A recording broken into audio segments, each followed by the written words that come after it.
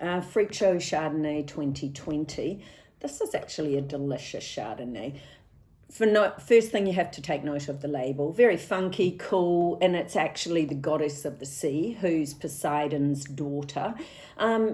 This is a new phase that we're starting to see in labels, which is really interesting. Typically, we're seeing that coming out of Australia. Funky new labels, dynamic, which are really attractive to younger people. And it's trying to say that wine really is an everyday beverage that we should all enjoy and take away the snobbery that tends to be associated with wine. Because let's face it, all of wine is so complicated and sometimes so overwhelming. You never know what you could actually choose on a shelf, and sometimes the labels do help. Don't worry, we all do that. It's perfectly normal.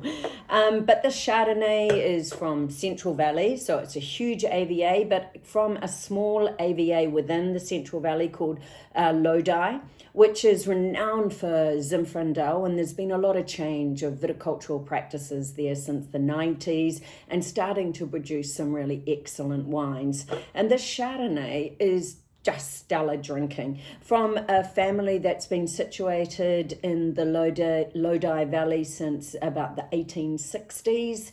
And the Chardonnay it's about 70% barrel fermented and the rest stainless steel fermented. And of the barrel portion, about 80% is American oak, and the rest is French oak. So a significant portion of oak and about 50% malolactic. But having said that, it's got finesse, it's got richness, but it's got acidity and great drinkability and judicious oak handling, surprisingly. I like the nose. It's got some green fruit influence, but it's got nectarines, peaches, hints of melon, green melon.